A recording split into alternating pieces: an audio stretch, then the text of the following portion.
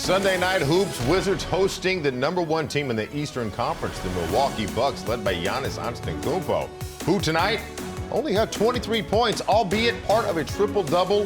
The Wizards, Bradley Beal with 33, Porzingis with 24, but not enough to overcome the three-point shooting from the Milwaukee Bucks. Final score 117-111. Welcome to Postgame Live. Wes Hall here with Jason Smith. We'll be joined by Chris, Drew, and Megan here momentarily. Sticks, this was a weird game in a sense that, that first quarter we're like, oh, Milwaukee might have us. And then the second quarter we're like, hey, we got this thing. And then it just kept going back and forth. The three-point shooting from Milwaukee has to be the difference maker tonight. Absolutely. You have 22 three-pointers for the Bucks. You have 8 for the Wizards. It was that right there. Opening thoughts. I mean, this game, they won the points in the paint. They won the second chance points. Yeah. They won the points off turnovers. They took care of the ball. They didn't turn the ball over. So for me, the Wizards played a great game, but the Milwaukee Bucks, they played their game strategy. They're going to take away the threes, they're going to take away the layups, and they're going to give you mid-ranges. Literally, you stack three-point shooters around Giannis. He's driving the lane. He's attracting a whole bunch of attention. He'll collapse your defense, and that's what he did. He was more of a distributor. I have not seen a triple-double performance where he was so disinterested just because the Wizards were collapsing their defense. They were making sure that Giannis doesn't go off. Well, what happens? Javon Carter goes off. Joe Ingles goes off.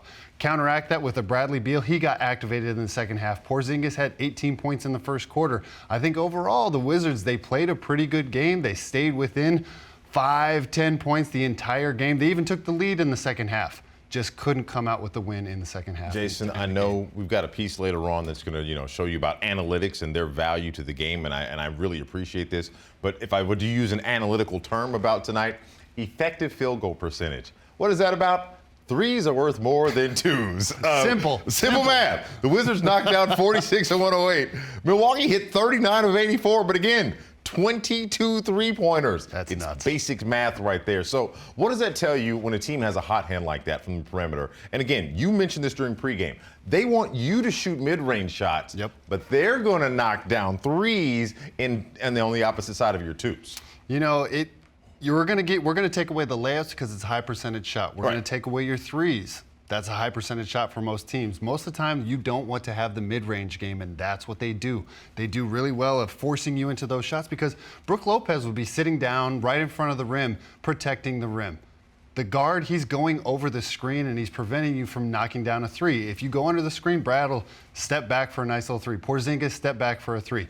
I think that mid-range, they're daring you to shoot that shot. I was a part of the Milwaukee Bucks, and that defensive strategy did not make sense to me. As a big, I would either want to be up at the point of the screen or maybe a little bit off, but those bigs sit at the front of the rim on a consistent basis, daring you to shoot those mid-range shots because of the adage, threes is more than twos. So it works out for the Milwaukee Bucks. Welcome today, children. This class is brought to you by effective field goal percentage. Let's bring in Chris and Drew, not to make light of anything, but I do want to get their thoughts on tonight.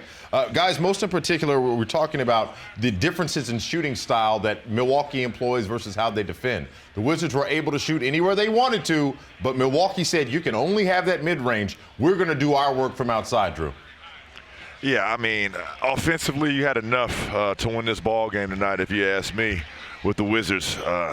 It came with the game plan. These numbers are battle-tested, and I said it in the Drew's Clues of Victory. You have to guard the three-point line. I knew that coming in. The Wizards knew it coming in. Milwaukee Bucks knew it coming in. That didn't happen. 22 for 49. That was, like Stick said, the game right there. Yes, you stopped Giannis. Yeah, you saw Steel Curtain. But the rotations, primarily in that first half, were not on point. They were not having multiple efforts getting the shooters. And the two times they did not do that in the second half came back to bite them in the butt when Grayson Allen and Joe Ingles hit those two corner threes. Yeah, Giannis got his triple-double. Congratulations to him on that to go along with the 3 blocks. I thought he was a really good facilitator. You guys talked about that three-point shooting. I will say this, though. I've seen games this year where a guy like DeMar DeRozan had 30 points and he didn't even take a three. Yeah. So there's some teams that will shoot in the mid-range. So, yes, I understand analytics about shooting threes and getting into the paint. But listen, if somebody's going to allow you to shoot in the mid-range, you're supposed to take the shot. And the Wizards just didn't make enough of those tonight. I understand threes are better than twos, but I thought the Wizards went under a lot of those three-point shots early in the game, and then give credit to Javon Carter and Grayson Allen. There was a stretch there where they hit a three. They took turns. And I didn't think Javon Carter was going to be a key coming into this game, but he got going early. And then Grayson Allen got going, especially in that fourth quarter. Hence the reason why this Milwaukee Bucks team leaves here with a 6-point victory. Chris, to your point, we knew that 18 points that Porzingis had in the first quarter, that was something to keep our eyes on. But we knew that Kyle Kuzma was not available tonight. So it was going to be on Porzingis and Beal to lead the way. Beal has 33 points, 9 boards. What did you make of his second half, knowing that this team needed him with the absence of Kuz? I thought he was really aggressive.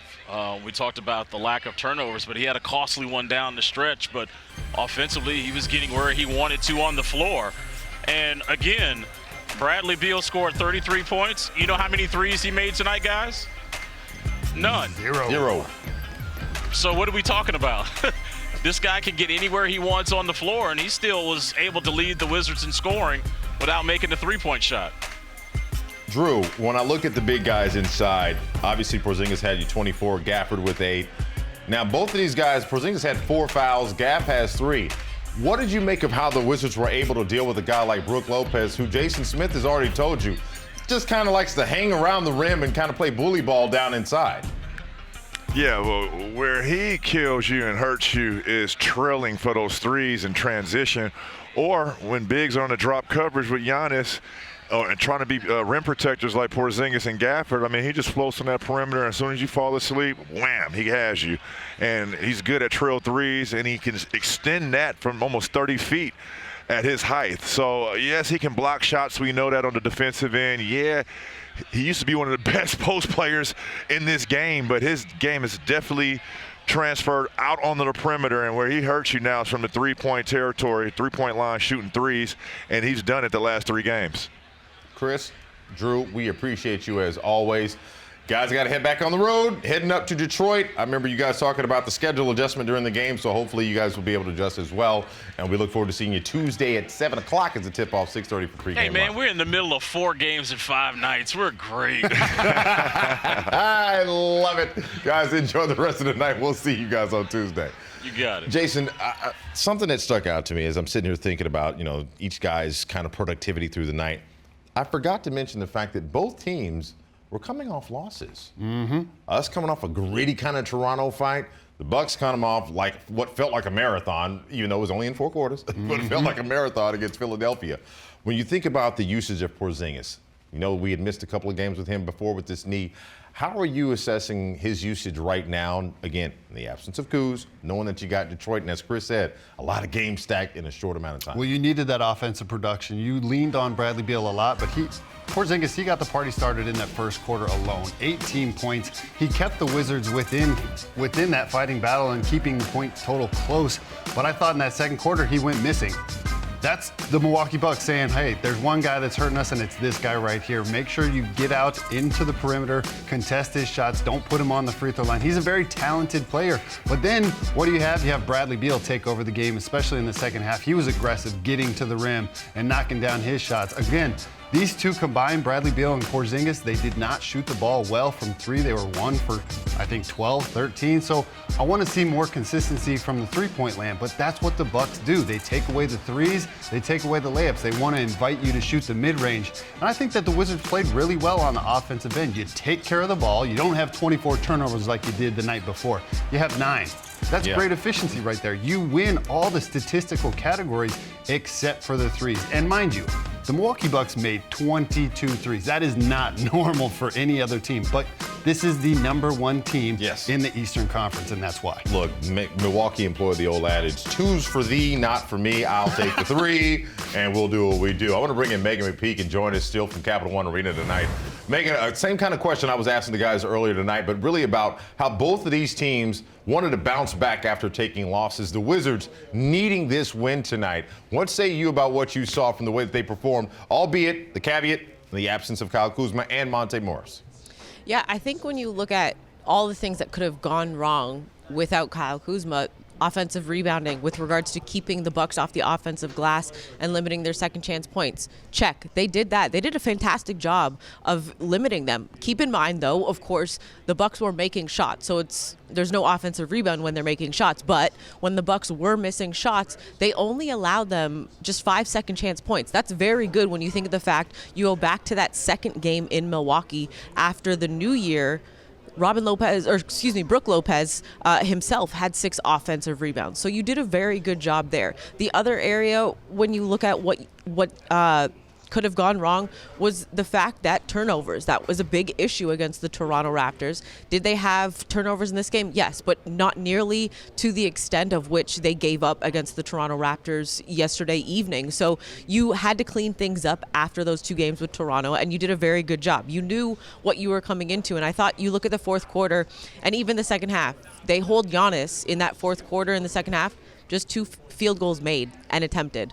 Yes, he got to the free throw line a lot, but the fact that you did a good job and you forced him into facilitating, at the end of the day, you did what you needed to do with regards to not allowing him to get downhill, to get to the rim as much as possible. You forced him to be a facilitator, and at the end of the day, his teammates made shots. That's all you can ask for with trying to contain and stop a guy who's as potent and lethal as Giannis can be when he gets downhill. So I thought the second half they did a much better job defensively with containing Giannis. It's just that guys like Grayson Allen, Joe Ingles, Javon Carter, they were there to make the shots when the pass was made, and that's a tough thing it's tough, but that's the way basketball is. Sometimes the ball doesn't bounce in your favor. And that's why it's a team sport. You got to watch every guy that takes the court in the other team's jersey. Megan, I appreciate you. Don't move. I got head coach Wes Hall Jr. at the post-game podium right now. I want to give Wizards fans a chance to listen.